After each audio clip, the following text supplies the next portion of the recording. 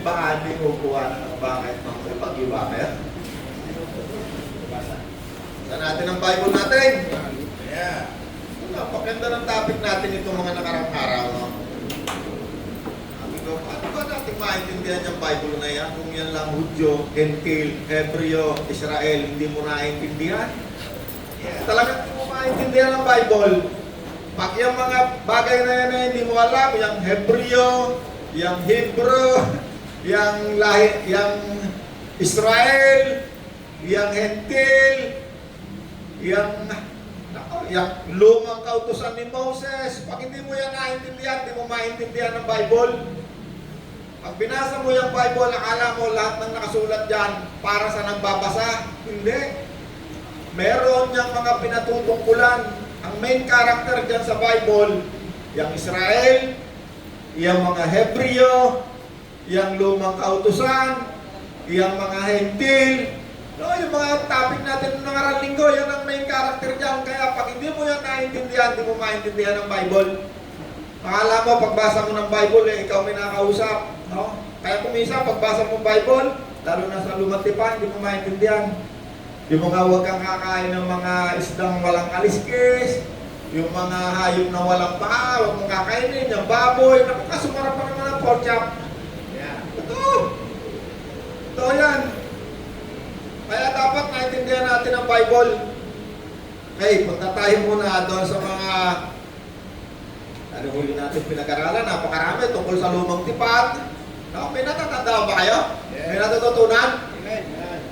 Okay. Sino raw ang mga Hebreo? Yung mga Hebreo o yung mga taong Hebrew, yan ay galing sa ilang lahi. No, review lang konti. Ano yung sinasabot na salitang Hebrew? Yan ay wika. No? Pag sinabi mong Hebreo, mga tao galing sa isang lahi, galing yung lahi ni Abraham. Yeah. Wika, yun naman, Hebrew naman yung salita nila hanggang sa mga oras na to. Kaya may mga Hebrew University. Ano naman yung tinatawag na bansang Israel? Yun ay isang bansa katulad natin, Pilipinas. Mayroong Japan, doon yun sa Israel. No? Basa tayo ng basa ng Bible, pero wala tayong ideya. Saan ba yung Israel? Yung nanonood ng mga video, yan, mapapanood nyo ngayon yan. Puro gera, mapapanood nyo dyan, walang tigil. Hindi natatapos ang gera dyan hanggang dumating si Kristo. Si Kristo lamang, ang Panginoon lang ang tatapos ng gera dyan, ng kapayapaan. Siya lang ang magbibigay ng kapayapaan. Hallelujah! Okay, punta tayo sa Ephesians 3:1. Ay, basa mo, Kuya Sosay. Kuya Sosay ng ating dakilang tagabasa. Mausay yung magbasa yung makakalinaw. Dahil dito, kung si Pablo na bilanggo ni Kristo Jesus. For this reason! Yan. Ayan, English ko tuloy. Oh. Dahil dito, akong si Pablo Na bilanggo ni Kristo na Jesus. bilanggo ni Kristo Jesus. Dahil sa inyong mga hentil. Yan, lumabas na naman yung salitang hentil, ano? Sino yung mga hentil? Hindi Hudyo. Ikaw ay hindi Hudyo. Ang tawag sa kanila na mga Hudyo, hentil. No? Yeah. Sila lamang ang tumatawag niyan sa mga, dito sa Bible. Pag sinabing hentil, ang nagsasalita niyan mga Hudyo. Yeah. Hindi tuli, o kaya naman ay sinasabi nilang hentil. Yeah. No? Pero nung panahon na yan, pag yung mga mauunlad na bansa katulad ng Romano at saka ng Griego, kasi nung panahon na yan, yung Bible sinulat, kumbaga panahon natin ngayon, yan ay maunlad na mga imperyong bansa. Pwedeng sabihin natin ngayon na yung Amerika o kaya yung China, hindi nila yan sinasali sa, pinanggit nila yan, minsan ini-specify na yan, mga Romano, mga Griego. Pero bukod roon, ang tawag ng mga Hudyo sa lahat ng tao nakapalibot sa kanila, mga hentil. At yung mga hentil na yan ay ang lahat ng tao bukod sa Hudyo. Pag hindi ka Hudyo, ikaw ay hentil. Okay? Alam nyo yung ating Bible, yung bagong tipan? Yung bagong tipan, yung Efeso, isa yan. No? Nag-umpisa yan sa... Ayan naman, sino may Bible? Oh? Ayan, no? Yung lumang tipan, yung makapal. Susunod, yung tinatawag na bagong tipan. Yung unang 5, yun yung Bible ng mga Hudyo. tinatawag na kautusan ni Moses nandyan. Yeah. Tapos yung sumunod ron, ang tawag dyan, mga isinulat ng mga propeta, kinikilala rin yan ng mga, pati ng mga Muslim kinikilala yan. Ang mga Muslim nandun din yan sa unang 5. Pati yung mga sinulat ng mga propeta, kinikilala rin ng mga Hudyo yan. At kinikilala rin yan ng mga Muslim. At kinikilala rin yan ng mga Kristiyano. Pero yung bagong tipan, yung magsimula sa Matthew, Marcos, Lucas 1, hindi yan kinikilala ng mga Hudyo. Pag pumunta ka ron sa Israel, tapos sinabi mo, oh, itong Bible, ito, sabi sa Matthew. Nako, hindi yan kinikilala ng mga Hudyo. Hindi rin yan kinikilala ng mga Muslim. Yeah. Ang kumikilala lang dyan sa lumang tipan, sa bagong tipan, tayo mga Kristiyano. At ganun din naman tayo. Huwag mong ipapasok ang sarili mo doon sa lumang tipan, kautusan ni Moses. Bakit? Specifically, yun ay para sa mga Hudyo. Yeah. Ito namang bagong tipan, ito ay unang-una, sabi rito sa binasa natin, akong si Pablo, no? Si Pablo, siya ay isang Hudyo, pinanganak yan doon sa Tarsus, Tarsis, sa Cilicia. Cilicia, Italy yata yan. Yeah. Oh, yeah. Siguro. Ako'y bilanggo alang-alang sa inyong mga hentil. Okay, si Pablo, yan ang isa sa ating mga apostol. No, tayo mga Kristiyano, tayo ay hinalintulad sa isang gusali na ang nagtayo sa atin, mga apostol. Hindi tayo itinayo ni Moses. No, hindi si Moses ang nagtayo sa atin. Ang nagtayo sa ating mga mananampalatayang hentil. No, pag ikaw ay sumampalataya kay Kristo, hindi na hentil tawag sa iyo. Ang tawag na sa iyo ngayon, mananampalatayang hentil. Pag ikaw naman ay isang Hudyo at sumampalataya ka kay Kristo, ang tawag sa iyo ay mananampalatayang Hudyo. Parang nas nalilinawan natin, ano? May naunawa kayo? Yes. Alam ko, marami na tuto sa inyo eh. Marami sa inyo nagkakaroon ng kaalaman. Akong si Pablo, Yeah. bilanggo, alang-alang sa inyong mga hentil. Alipin ni Kristo para sa atin siya, si Pablo. Sa 6, pero tumalong ka na sa 6. Na ang mga hentil ay mga tagapagmana at mga kasangkap ng katawan at mga bahagi sa pangako na kay Kristo Jesus sa pamamagitan ng mabuting balita. Ang misteryong ito, may misteryo, no? Bakit hindi binasa ni Gato? Sige, misteryo. Na ang misteryong ito, iurong mo konti kay Jose, parang sa 5. 5 to 6. Ang ibang panahon na hindi pinakilala sa mga anak ng tao na gaya ngayon ay pinahayag sa kanyang mga banal na apostol at mga propeta sa Espiritu na ang mga hentil ay tagapagmana at kasangkap ng mga katawan at mga may bahagi sa pangako na kay Kristo Jesus sa pamamagitan ng Ebanghelyo. Okay.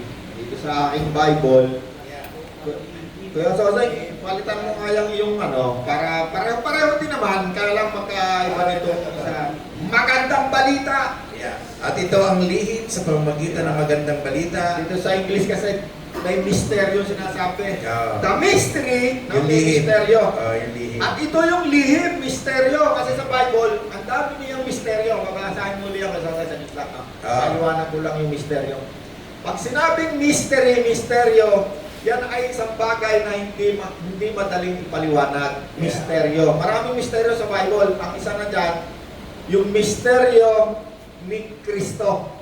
Misteryo ng paglalang sa daigdig. Yan, misteryo yan. Salita lang. Genesis hanggang Revelation, nagsasalita lang. Misteryo ng kapanganakan ni Kristo sa isang birhen. Misteryo yan. Hindi na mapaliwanag yan. Misteryo ng muling pagkabuhay ni Kristo. Hindi na mapaliwanag ng siyensya yan. Misteryo ng pag-akyat ni Kristo sa langit. Kasama yung kanyang katawan. Hindi na mapaliwanag ng siyensya. Maraming misteryo sa Bible at ang isang misteryo dyan, yung misteryo ng mga hentil. Yan. Pag sinabi mong mystery, hindi madaling ipaliwanag sa salita lamang. Ito'y nauunawaan sa pamamagitan ng pananampalataya. Yes. Okay? Ay, tingnan natin itong isang misteryo. Ano sabi kayo sa Jose? At ito ang lihim sa pamamagitan ng magandang balita. Ito ang lihim, ang misteryo. Sa pamamagitan ng magandang balita, Ang mga hentil ay may bahagi rin ang sa... mga hentil ay may bahagi rin sa mga pagpapala ng Diyos tulad ng mga Hudyo. sa mga pagpapala ng Diyos katulad ng mga Hudyo o ng Israel. Yes. So, ang mga hentil, kasi dito sa Old Testament, pag sinabing hentil, makasalanan, mga isinumpa, mga walang bahagi sa Diyos, mga walang pag-asa, walang Diyos, mga namumuhay ng walang Diyos. Yes. Yan ang banggit. Pero mayroong isang misteryo. Anong sabi? Tayong mga hentil, hindi tayo habang buhay na papunta na sa impyerno. Tayong mga hentil, meron pa rin isang misteryo na po pwede pa rin tayong maging kabahagi ng mga Hudyo. Yes, that's right. Kabahagi ng katawan, sige tapusin mo kung pinsan. Bahagi rin sa mga pagpapala ng Diyos tulad ng mga Hudyo. Kabilang din sila sa iisang katawan at may bahagi sa pangako ng Diyos dahil kay Kristo Jesus. Hallelujah. Kay Kristo Jesus tayo napakonek. Yeah. Yan ang connection natin sa mga Hudyo at sa Diyos, si Kristo. Kung wala si Kristo, tayo'y mananatiling walang pag-asa. Yeah.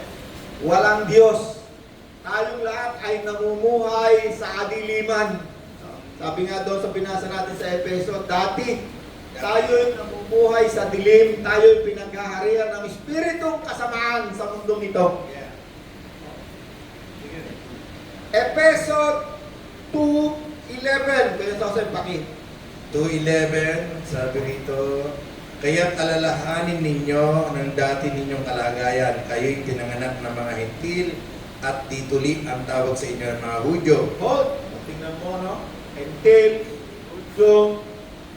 Alalahanin ninyo ang dati ninyong kalalagayan. Tama ba yun? Yeah. Efeso 2:11. Yeah, 2:11. Kayo'y pinanganak na mga hentil. Yeah. Hindi tuli ang tawag sa atin ng mga Hudyo. 12. Noong panahon yon, hiwalay kayo kay Kristo, hindi kabilang sa bayang Israel, at hindi saklaw ng tipan na nababatay sa mga pangako ng Diyos. Noong mga panahon na wala pa tayong kaugnayan kay Kristo, tayo'y wala rin kaugnayan sa bansang Israel at mga Hudyo. Yes. Tama, ano kayo sa Yeah. Ang Bible kasi pag yan ay binasa mo, paliwanag na yan eh. Kung minsan di mo na yan kailangan paliwanag. The Bible itself ay paliwanag na. Diba? Sa pa, but now, ngayon, 13. Yeah. Ngunit ngayon, dahil sa inyong pakikipag-isa kay Kristo Jesus, ayaw na dati malayo sa Diyos, ay inilapit sa pamamagitan ng dugo ni Kristo. Hallelujah. Subalit ngayon, dahil kay Kristo, kayo na dating malayo na mga hentil, kayo'y inilapit. No, nagkaroon tayo ng access ngayon sa Diyos. Lumapit na dati ang mga Hudyo lamang ang malalapit. Dati. Pero ngayon, dahil kay Kristo, tayo na mga dating malayo, walang Diyos, walang pag-asa, tayo'y inilapit sa Diyos sa pamamagitan ng dugo ni Kristo. Yes. Roma 11:25. Tingnan nyo ang mga karakter dyan. Ano? Hudyo, Hentil. So, hindi mo yung kaunawaan, hindi mo alam yung Hudyo, Hentil, Israel, Hebreo, Autusan. Mamaya pupunta tayo dito sa Acts, yung una ng libro na sinulat ni Pablo. Makikita ninyo lahat ng sinulat ni Pablo, ang una niya tatalakayin, ihiwalay muna niya ang Hudyo, ang Hentil.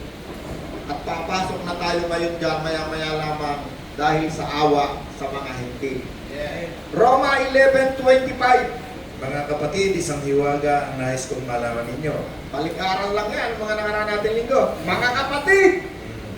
Isang hiwaga ang nais kong malaman ninyo. Misteryo na naman yan. Kaya upang hindi maging mataas ang palagay ninyo sa inyong sarili, Hallelujah! ang pagmamatigas ng Israel ay pansamantala.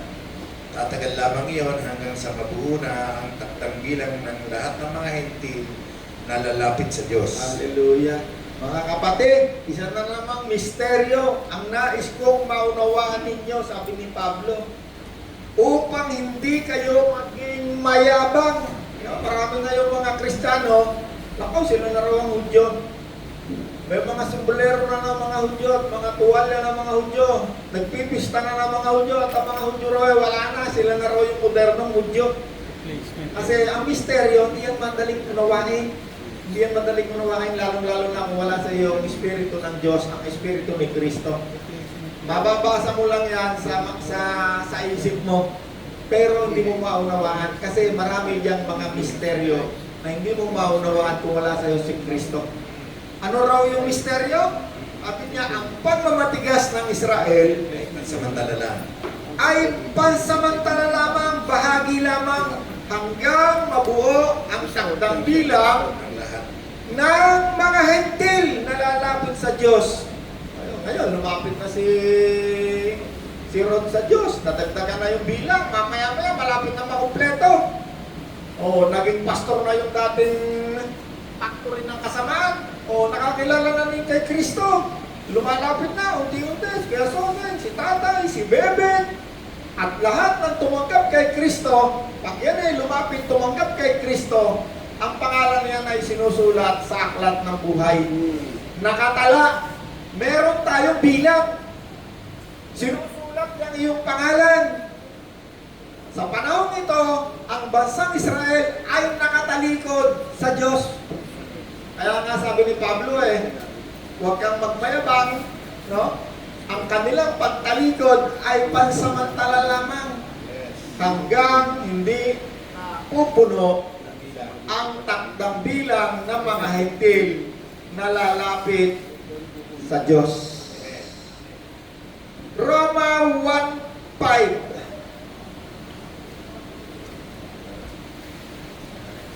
Kuya Soner, Roma 1:5. Sa pamamagitan niya, o ni Kristo, tinanggap namin sa Diyos ang kaloob na maging apostol, alang-alang kay Kristo, upang ang mga hentil ay akayin sa pananampalataya at pagsunod sa Kanya. Hallelujah. Okay. Sa pamamagitan ni Jesus, Yeah. ay tinanggap namin, sabi ni Apostol Pablo, mula sa Diyos, Kaloob. ang kaloob na maging apostol. No? Maraming apostol. Yung 12 disciple ng Panginoon ang tawag doon, apostol. Ito naman si Pablo, siya hindi naman karapat-dapat siyang tawagin apostol kasi hindi naman niya nakita ang Panginoon nung siya buhay. Ay, nakita rin. Pero nung namatay na ang Panginoon, ang trabaho nitong Pablo, isa siyang Hudyo. Pag humiwalay ka sa pananampalataya ng mga Hudyo, papatayin ka ni Pablo. Pero ang kapangyarihan ni Pablo, nandun lang sa Hudyo. Ang nagbigay sa kanya lang ng kapangyarihan ay mga high priest ng Hudyo. Pag mga hentil, kahit ikaw ay hentil, pag hindi ka Hudyo, hindi ka naman kaya ni Pablo, yung mga sundalong Romano, wala siyang kapangyarihan doon. Ang kapangyarihan lang niya para puksain ang mga taong dating kaanib ng kanyang religion. So pinapatay niya yung mabubuting tao na tatanggap kay Kristo. Pinapatay niya. At ang isa sa napatay niya dyan, kasama siya sa pagpatay, si Esteban. Na nakita niya ang langit, buhay pa nakita na niya ang langit. At nandoon si Kristo, nakatayo sa kanan ng Diyos. Hindi nakaupo, nakatayo. Nakita niya ang langit. Dati yung patay doon sa daigdig ng patay, ang nakita niya si Abraham Kasi ang Panginoon nung nagkukwento ron, hindi pa siya naakyat. Nung umakyat na ang Panginoon sa langit, sabi ng Panginoon bago siya sumakyat, "Humayo ka, Sosen! Ikaw ay mangaral sapagkat ibinigay na sa akin ang lahat ng kapangyarihan sa lupa at sa langit." Kaya tayo nangangaral tayo.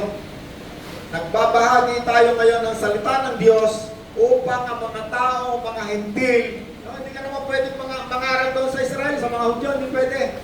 Babalibagin ka, duduraan ka ng mga Hudyo. Duduraan ka. Pati bata, mga batang Hudyo, dudurang, mga Muslim, duduraan ka ron. Hindi ka pwedeng mangaral doon. May nakakapangaral pa isa-isa, pero dinudulog siya kung anong ginagawa sa kanila. Pinagtatawanan sila ron. So, sa pamamagitan ni Jesus, na muling nabuhay, tinanggap namin mula sa Diyos ang kaloob na maging apostol alang-alang kay Kristo upang ang mga hentil ay akayin sa pagsunod na naaayon sa pananampalataya. Ayan. Yung mga hentil, Pag nangaral yan si Apostol Pablo sapagkat siya ay sinukol ni Kristo para sa mga Hentil, magkakaroon ng pananampalataya kapag nakarinig ng mabuting balita. Ano? At kung matatandaan ninyo, nung unang nangaral si Pedro sa bahay ng isang Hentil na Romano, no? Anong nangyari? Nung una, ayaw niyang pumasok kasi bawal sa kautusan ni Moses ang pumasok at makihalubilo man lang sa mga Hentil. Yes. At nung siya ay nangangaral, anong sabi ron? At bumaba ang Espiritu Santo sa mga nakikinig. Yes. Amen? So, ikaw na Hentil, kapag ikaw ay tumanggap kay Kristo, ang isang tatak na ibibigay sa iyo ng Diyos, katibayan na ikaw ay anak ng Diyos, yung Espiritu Banal, mabuti. Bakit? Sa 6. Alam mo yung sa 6. Kayo'y kabilang sa mga tinawag na maging mga tagasunod ni Kristo. Seven. Sa inyong lahat na nasa Roma, mga minamahal ng Diyos, at tinawag upang maging banal, sumainyo nawa pagpapala at kapayapaan mula sa Diyos na ating Ama at sa Panginoon. Bakit tayo tinatawag? Upang tayo'y maging banal. mabuti, banal. Yes. Ano ba tawag sa Espiritu Santo ni Kristo? Banal na Espiritu. So tayo tinatawag upang tayo din ay maging mabuti, banal. No? Si Bebe, dating lasenggo, dating magnanakaw, no? Bakit siya pinuntahan ng Diyos? Upang si Bebe maging banal, mabuti. No? Yung gawain ni Bebe, dati puro kung ano-anong mga kabulastugan. Pag yan ay sumampalataya kay Kristo, pagising niyan sa umaga, sabi ni tatay, di na ako naninigarilyo, di na ako nagiinom, magbabago, gagawin ka niyang isang mabuting tao. Yes. Amen? Yes. Efeso 2:8. Efeso 2:8. Dahil sa kagandahang loob ng Diyos ay naligtas kayo sa pamagitan ng pananampalataya. Dahil sa kagandahang loob ng Diyos, grace yan ay sa English, ano kayo sasabihin? Yeah, great. So, Dahil sa kagandahang loob ng Diyos, grace, kayo ay naligtas kayo'y sa naligtas pamagitan ng pananampalataya. sa pamamagitan ng pananampalataya. Okay, tayong mga Hentil, tayo'y naligtas dahil lamang sa kagandahang loob ng Diyos, grace. Yes. Sa pamamagitan Ng pananampalataya. ng pananampalataya. Okay, kaya ngayon, kung ikaw ay tumanggap na kay Kristo, ang tawag siya sa iyo ngayon ay isang mananampalatayang Hentil, Gentile believer. Yes. Inuulit-ulit ko lang yan kasi pupunta tayo sa Acts. Makikita mo dyan, pinagtatalunan si Pablo at yung mga Hudyo. Pinagtatalunan nila ay tungkol sa mga mananampalatayang Hentil na hindi mo maaaring maintindihan kung hindi mo alam kung sino yung Hentil na yan, sino yung Hudyo. At ang lahat ng isinulat ni Pablo after nung Acts, pagbasahin mo yan, susunod yan, Romans, Corinthians, Galatians, Efeso, Pilipos, lahat ng yan, yung pinag-uusapan natin na tungkol sa Hudyo at sa Hentil, yan ang topic. Kaya hindi mo maintindihan yung Bible na yan pag hindi mo naintindihan kung sino yung mga karakter na yan sa Bible. Kaya sasang tuloy mo pa. We are saved by grace through faith. Tayo'y naligtas sa pamamagitan ng Pananampalataya. ng habag. Dahil sa pagkandalog ng Diyos, kayo ay naligtas sa pamamagitan ng pananampalataya at ang kaligtasan ito'y loob ng Diyos at hindi sa pamamagitan ng inyong sarili. Hindi ito bunga ng inyong mga gawa, kaya't walang dapat ipagmalaki ang sino man. Hallelujah. Bago yan dumating dyan, ang usapan pa rin dyan tungkol sa mga kautusan na sinusunod ng mga Hudyo, ng mga tao. Sabi ni Apostol Pablo, ang kaligtasan natin, hindi natin ginawa. Nahabag lang, kagandahang loob lang ng Diyos. At sa pamamagitan ito ng kagandahang loob sa pamamagitan ng pananampalataya. Yeah. Hindi natin yung pinagpaguran sa pagsunod sa hindi pagkain ng baboy, sa pagsimba ng 3 times a day, sa kung ano-ano pa. Wala tayong pinagpaguran sa kaligtasan natin ng mga Hentil. tayo lang ay kinaawaan, kinahabagan lamang tayo ng Diyos sa pamamagitan ng ating pagsampalataya kay Kristo. Kaya tayo naligtas. Kaya walang isa man sa ating mga kapagmalaki, katulad ng mga Hudyo dito sa Matthew, Mark, Lucas dyan. Ang dami niya mga Hudyo. Sabi ng Hudyo, "Nakaw, Panginoon, ako'y nag-iikapo, nag-aayuno pa ako." Yun ang makasalanang hintil, binatago ko ng sarili. Kung po isang makasalanan, kahabagan niyo po ako. Nung umalis silang dalawa, sabi ng Panginoon, at umalis yung isang hentil na kinahabagan, hindi yung nagmamalaki ng kanyang kaligtasan. Yeah. Amen? Okay, yan. Punta na tayo ngayon. Punta tayo ngayon sa Acts. No? Gawa. Chapter 21 muna. 25. 21-25 ng gawa tungkol naman sa mga mananampalatayang hentil. Ayan na, pumasok na sa mananampalatayang hentil. Sabi ni Apostol Pablo, o sige, tungkol naman, kasi bago dumating dyan, marami silang pinagtalunan ng mga mananampalatayang Hudyo at ng mga Hudyo. Yung mga Hudyo, kapag sumampalataya kay Kristo, ang tawag naman sa kanila ay mananampalatayang Hudyo. Okay, ngayon, sabi ni Apostol Pablo, tungkol naman sa mga mananampalatayang hentil. Sige, tuloy ko sa text. Sinulat na namin sa kanila ang aming pasya. Huwag silang kakain ng Ano, merong sulat, ano, yan yung sulat namin sa meron tayong pinag-usapan dyan sa sulat na yan eh. No? Si Pablo, kahit saan niya dumating yung sulat na yan, dala-dala niya yan. Binabasa niya yan para sa mga mananampalatayang hentil. Pero yung mga nagtuturo ngayon, yung mga pastor na yan, mga banal na holdapper, winalat-walat yung letter na yan, yung sulat na napakahalaga. Sige, tuloy ko sa akin. Tungkol naman sa mga mananampalatayang hentil, sinulat na namin sa kanila ang aming pasya. Alright. Huwag silang kakain ng anumang inihandog sa Diyos-Diyosan, huwag kakain ng dugo at ng hayop na binigti, at huwag makikiapid. Hallelujah. Pag yan tinuloy-tuloy mo pa, ang sabi doon, at lumago at lumakas ang mga mananampalataya.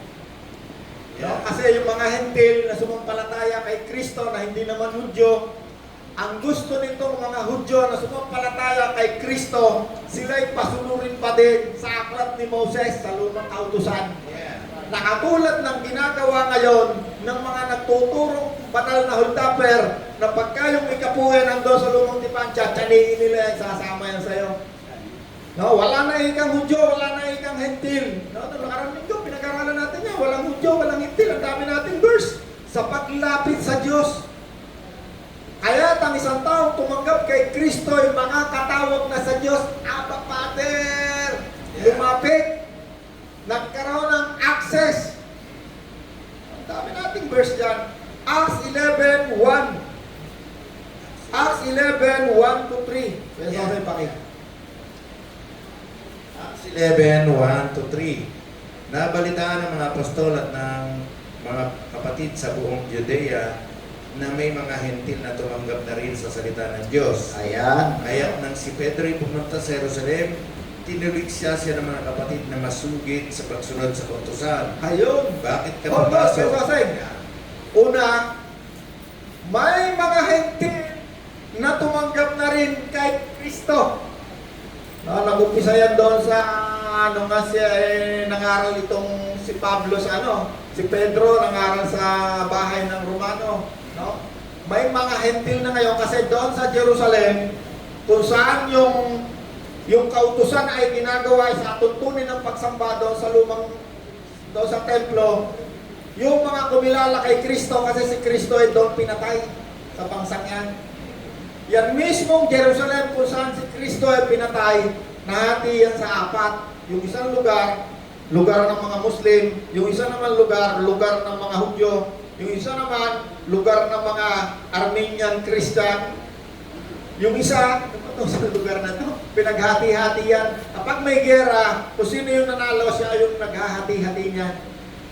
At ngayon, mayroon na namang gera, sumapi na yung Iran, sasapi na rin ngayon ng Russia, sasapi ang Amerika, siya, pagputok ng atomic bomb, Pagsabi ni Xi Jinping, the winner is Xi Jinping, siya magpapasya dyan kung anong gagawin niya dyan.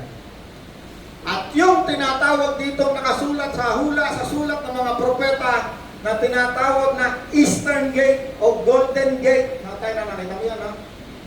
Na hanggang ngayon ay naroroon pero sinelyuhan ng mga Muslim kasi teritoryo nila yon.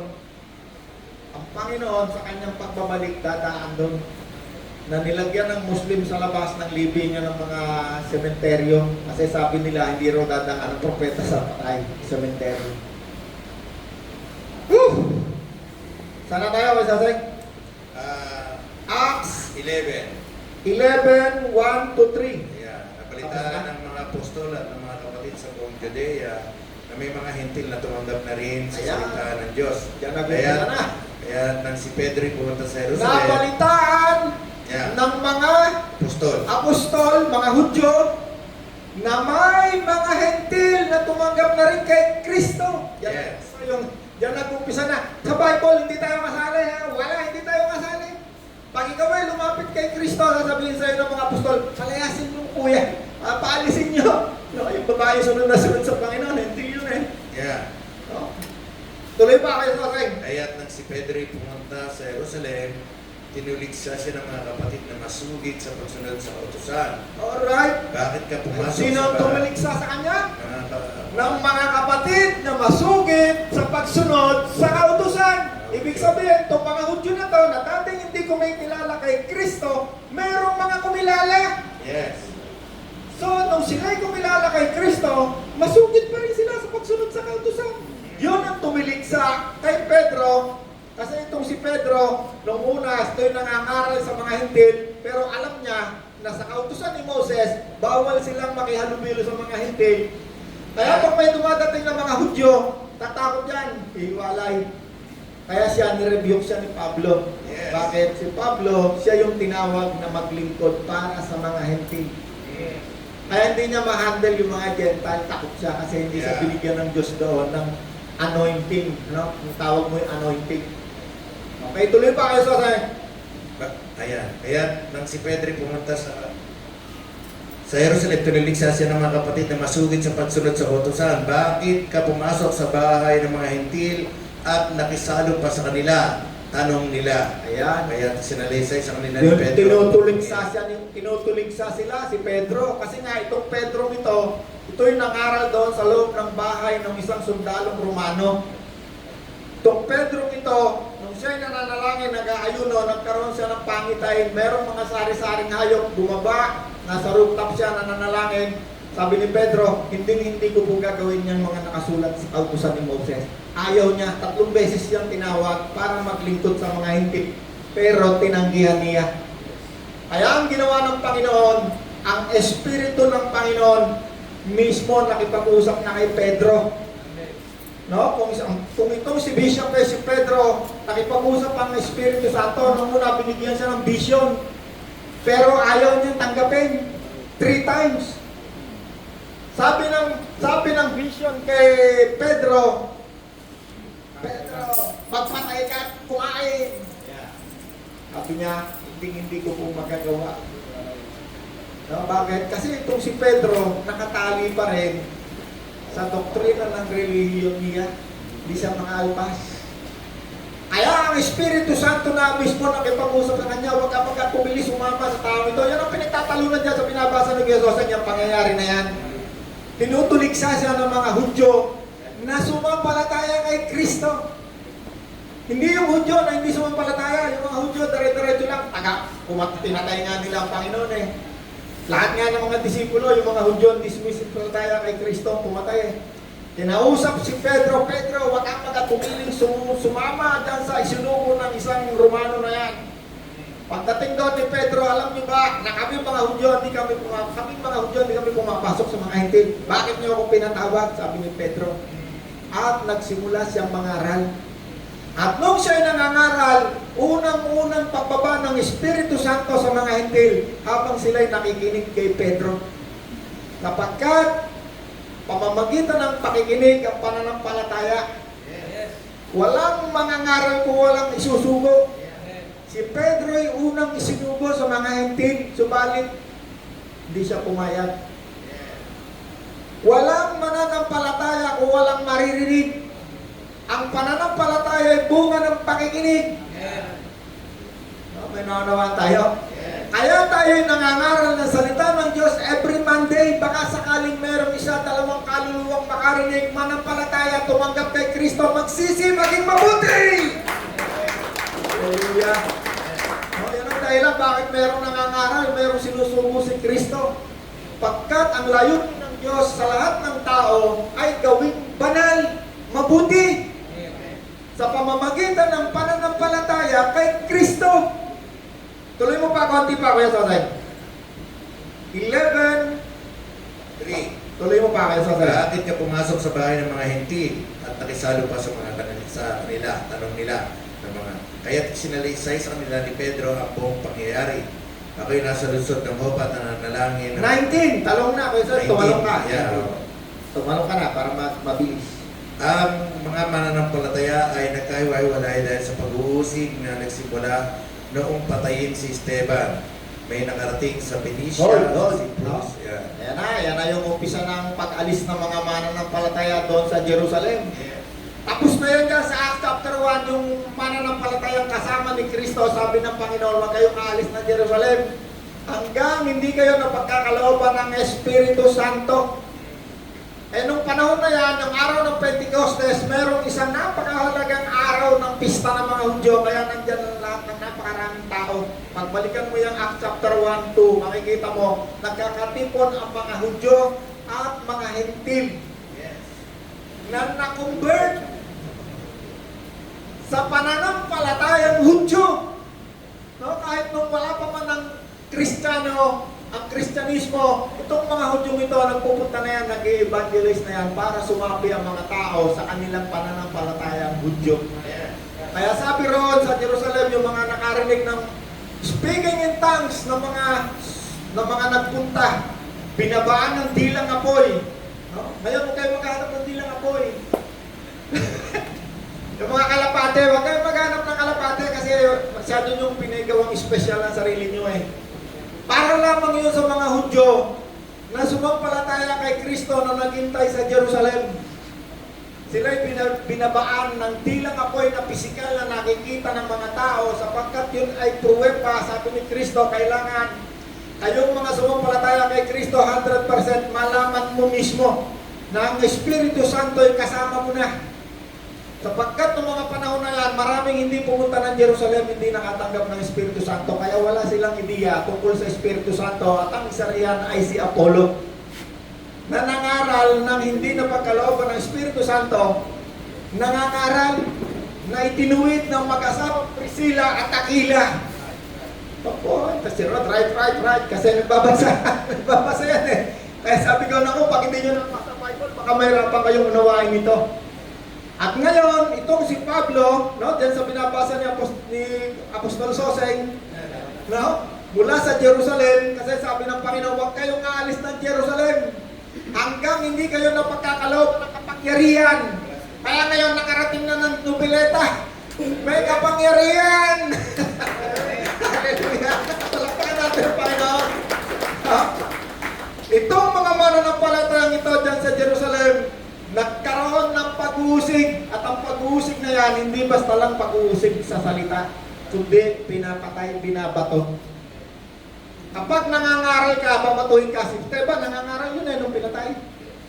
Nangangaral siya, habang siya nangangaral, ang kanyang pinapangaral tungkol kay Kristo. Magmula sa lahi ni Abraham, pababa, kung ano yung lahi ni Kristo, hanggang kay Kristo, nangangaral.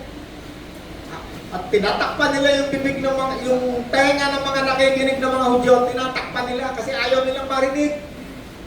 Ayaw nilang umalpas sa kanilang religion. Kasi nung panahon na yan, wala pa yung tinatawag na Kristyanismo, hindi pa sila tinatawag na Kristiyano. Ang tawag pa lang sa kanila ay mananampalatayang Hentil. Hanggang later on, nagkaroon na ng paggaygay si Pablo doon sa Antioquia, sa Antioquia, doon sila unang tinawag ng mga Kristiyano. Yeah.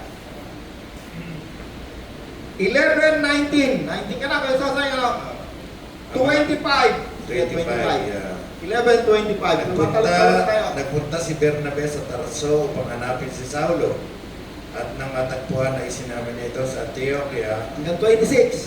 Isang taon silang nanatili roon nakasama ng iglesia at nagtuturo sa maraming tao. Doon sa Antioquia, unang tinawag na Kristiyano ang mga tagasunod ni Jesus. Hallelujah. Ayan. Diyan sa Antioquia, Antioquia. Antioch. No, diyan na ngayon lumabas yung salitang Kristiyano, hindi na mananampalatayang Hentil. Yeah. 11:25, Acts 10:44, bumaba tayo ng konti, 10:44 to 40. Acts 10:44 to 45. Acts 44 to 45. Nagsasalita pa si Pedro nang bumaba ang Espiritu Santo sa lahat ng mga nakikinig. Ayan, Namangha- dinurong ko lang ng konti para, sige. Namangha ang mga mananampalatayang Hudyo na kasama ni Pedro sapagkat ang Namangha ang mga mananampalatayang Hudyo kasama ni Pedro. nakasama ni Pedro sapagkat At ang Espiritu Santo ay pinagkaloob din sa mga hentil. Leo, yan una nagkaroon ng outpouring ng banal na espiritu sa mga Gentile. No? Pag hindi mo naunawaan ng Hentil, yan Hudyo, hindi mo yan maunawaan. Kasi pag nagbasa tayo ng Bible, akala natin, yun na mismo Bible na yun, lahat yan kasulat yan para sa atin. Napakahalaga. Basic, dapat tinuturo ng lahat yan. Hudyo, Hentil, Israelita, Hebreo. Sige, tuloy mo ba kayo Na mga mananampalatayang Hudyo na kasama ni Pedro sapagkat ang Espiritu Santo ay pinagkaloob din sa mga hentil.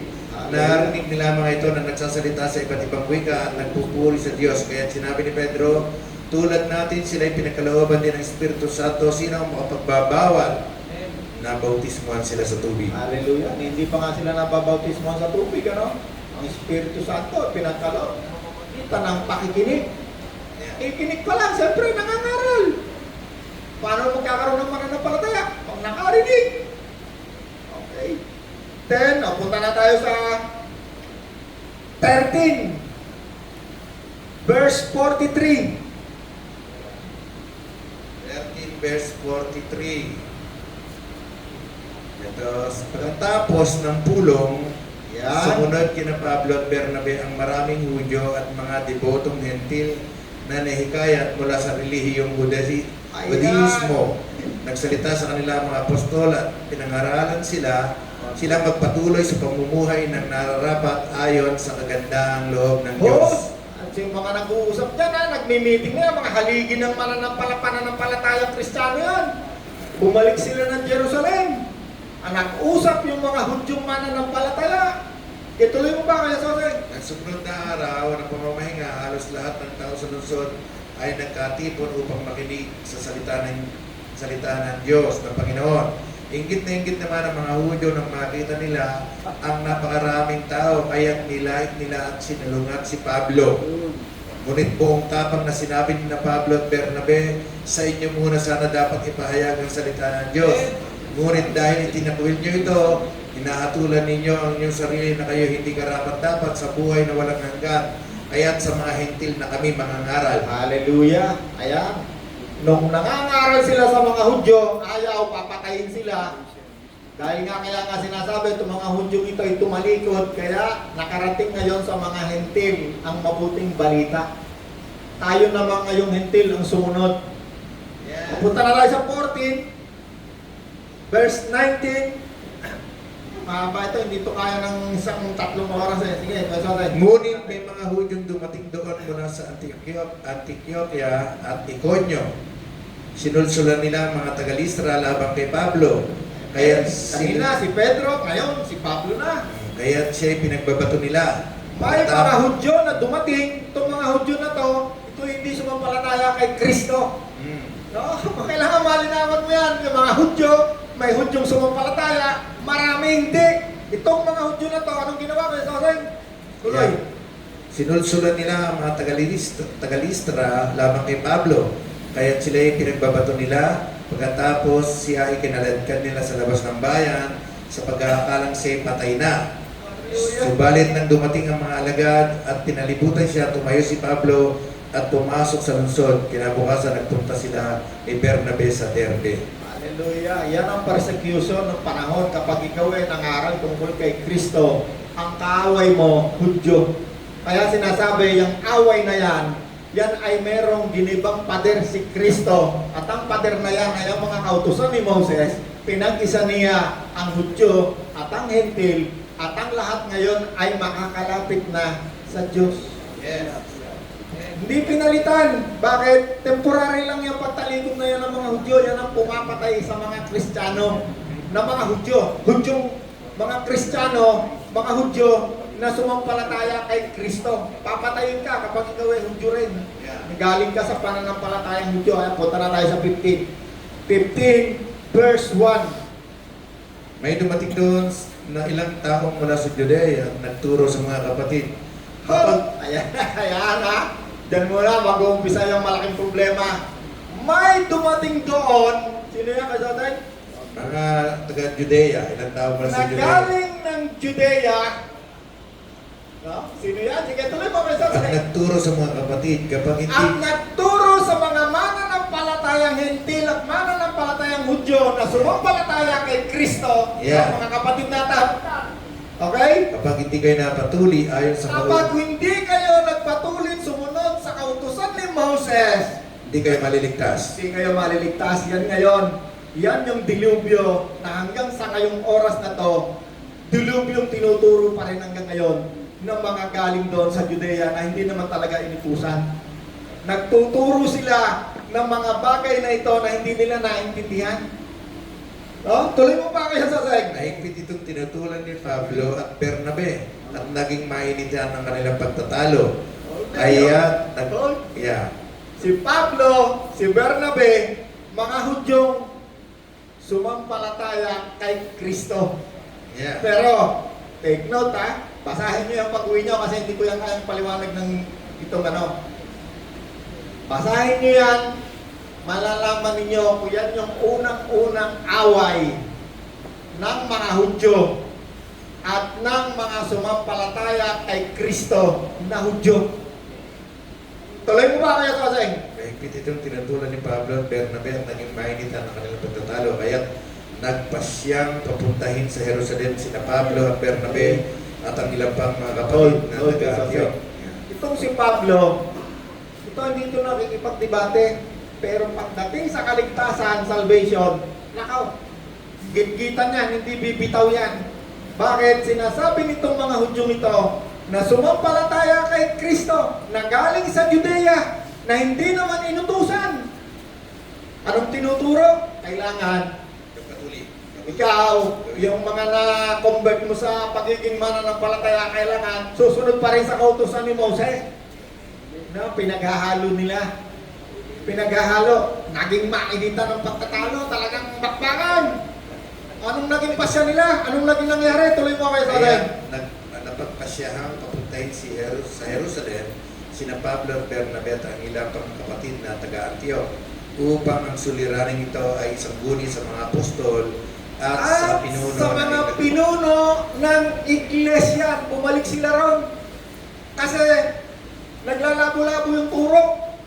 Itong mga Hudyo na sumampalataya rin kay Kristo na hindi naman inutusan ng iglesia, nangangaral kasi mainit silang Judaismo, ang religion nila, uminit, at ang gusto nila, dahil sila sumusunod sa kautusan ni Moses, ang gusto nila, lahat ng napangaralan ni Pablo ay sumunod rin sa kautusan ni Moses.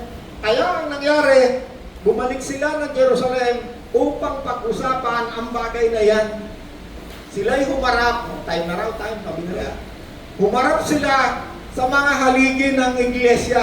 At ang isa sa haligi ng iglesia diyan na kinikilala ni Pablo ay walang iba kundi si Apostol Santiago. Isang apostol na mayroong napakataas na posisyon sa Judaismo. Siya ay kapatid ni Kristo. Ang Panginoong Jesus, meron silang napakataas na posisyon sa relihiyon ng Judaismo. Itong si John the Baptist, kung makita nyo, ang kanyang ama na pinsan ni Kristo, ang unang revelation sa kanya ay pinahayag sa loob ng templo na pinsan No? Si John the Baptist, pinsan ng Panginoon eh. Yeah. Si Zacarias, habang siya'y gumagampan ng kanyang tungkulin, habang may tali siya sa paa, kumakalembang, iniintay siya raw ng mga priest sa holy, yung Holy of Holies, ang nakakapasok lang doon, high priest. Si Zacarias ay isang high priest. Tatay ni John the Baptist, habang siya nandun sa loob ng kapanal-banalan, may hawak na kalembang, sabi ng mga nasa labas, hilahin na kaya natin, napatay na siguro yan. Napakatagal, nagkaroon siya ng pangitay, nakakita siya ng anghel. Ang pangalan ng anghel ay Anghel Sosimo. Napakasarap niyang pag-usapan. Hindi pinag-uusapan sa loob ng simbahan yan. Panginoon, yung Acts chapter 15, napakasarap niyang dili-diliin. Talaga naman parang napakasarap na pagkain. Maunawaan mo yung Bible pag ikaw ay nakalusok dyan. Hindi ka mabubudol ng mga banal na hold-upper. Lagi kong sinasabi, banal na hold-upper. Hindi ibig sabihin, ayaw ko kayong magbigay sa iglesia, sa church. Dahil ako, hindi ako nabudol, pero lalo akong nagbigay sa gawain ng Diyos sa church. Lalo akong umawak sa gawain ng Panginoon. Bakit? Mahal ng Diyos ang masayang nagbibigay at hindi napipilitan lamang.